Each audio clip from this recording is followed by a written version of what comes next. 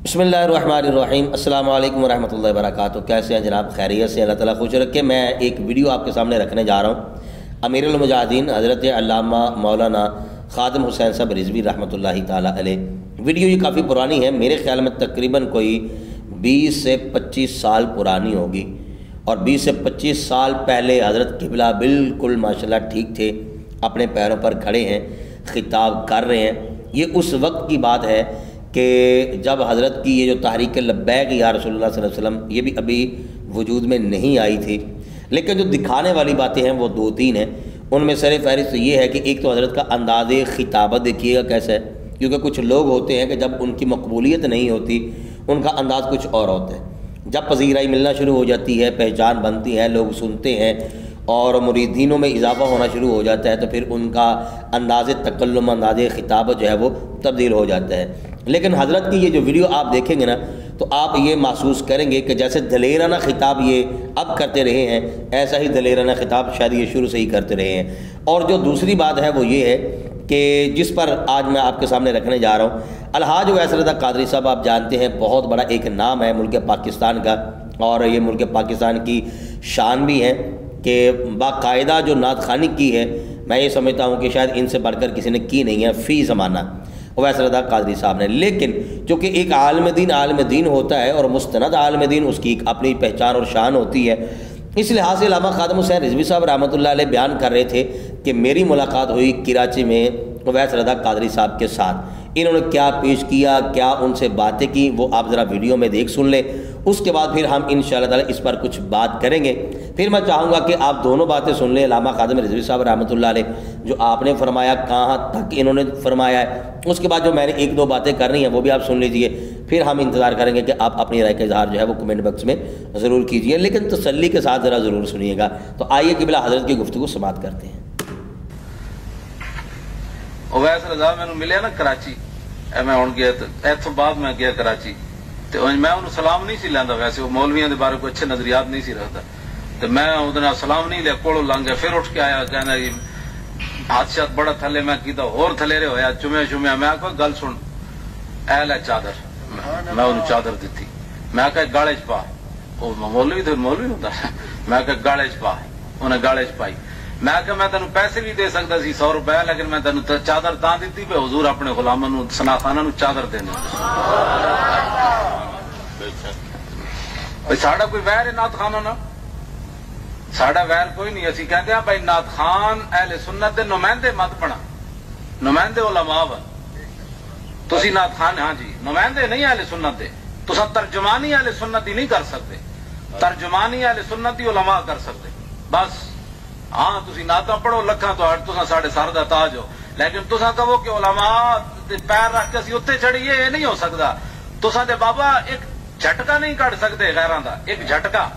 हाँ ये ते उलमा ही हैं जनाब, सितम करे धरा हुनर आजमाए, तू तीर आजमा हम जिगर आजमाए।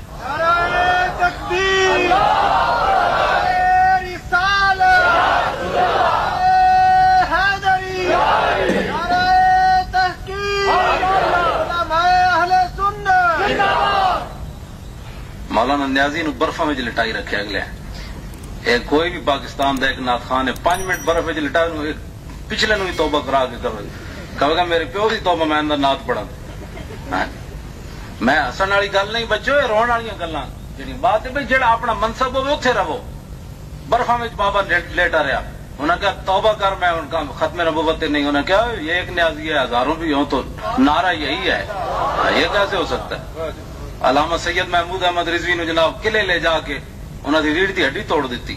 सारी जिंदगी बाहज रहे बेचारे, सिर आप टीबी हो गई, लेकिन इसके बावजूद अल्लामा सैयद महमूद अहमद रिजवी उसी तरह दलेर रहे जिस तरह आखिर दम तक, जिस तरह पहले दिन दलेर रहे। इस वास्ते उलमा दा ही काम है, ये होर किसी दे वास्ता रोक कोई नहीं। जो औखा वेला आवे तेरे होर दलेरी आ जाती। नाज़रीन, आपने क़िबला हज़रत की गुफ्तगू जो है वो समाअत की है।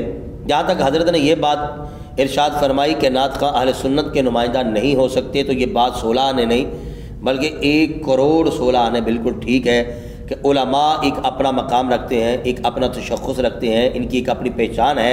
इनकी बहुत मुश्किल स्ट्रगल होती है, बड़ी इनकी मेहनत होती है। हर मैदान में چاہے کسی قسم کا معاملہ ہو، سر فہرست جو ہے وہ علماء ہی ہوتے ہیں، چاہے وہ تحقیق کا میدان ہو یا پھر قربانیوں کا میدان ہو، علماء ہی میدان میں ہوتے ہیں۔ یہ اس میں تو کوئی دو رائے ہے ہی نہیں ہے کہ نمائندہ صرف اور صرف اہل سنت کے علماء ہی ہیں۔ لیکن یہاں پر میں دو چیزیں مزید آپ کے سامنے رکھنا چاہوں گا کہ ایک ہے الحاج اویس رضا قادری صاحب اور ان کے علاوہ کچھ اور نعت خواں بھی۔ میں یہاں پر فرق یہ کرنا چاہوں گا کہ الحاج اویس رضا قادری صاحب یہ وہ نعت خواں ہیں کہ جو بڑے بڑے قد آور علماء میں پڑھ چکے ہیں اور بارہا پڑھ چکے ہیں، بڑے بڑے قد آور جو مشائخ ہیں ان میں پڑھ چکے ہیں اور بارہا پڑھ چکے ہیں، لیکن ابھی تک میری نظر، بلکہ آپ بھی تھوڑی سی اس پہ جو ہے وہ سوچئے گا ضرور، کہ جو مضبوط تنقید ہوتی ہے وہ ابھی تک اویس رضا قادری صاحب پر ہوئی نہیں ہے۔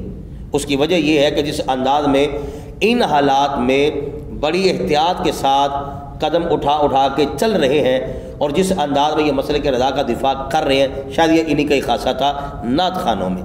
علماء تو پھر اپنی مثال آپ رکھتے ہیں نا، فی الوقت ہم نعت خوانوں کی بات کر رہے ہیں، لیکن جو حضرت نے فرمایا ہے کہ نعت خواں اہل سنت کے نمائندہ نہیں ہے، بالکل ٹھیک ہے، وہ نعت خواں نمائندہ نہیں ہے کہ جو فاسق معلن ہیں، وہ اہل سنت کے نمائندہ بالکل بھی نہیں ہے کہ جو داڑھی منڈے ہیں، جنہوں نے پینٹ شرٹ ڈالی ہوئی ہے، میوزک کے ساتھ بھی نعت خوانی کر رہے ہیں، لڑکیوں کے ساتھ تصویریں بھی کھنچوا رہے ہیں، نماز کا کوئی پتہ نہیں، شرعی مسائل سے وہ واقف ہی نہیں ہے، اور پھر جو سفر میں جو مسائل پیش آتے ہیں ان سے وہ نا آشنا ہے۔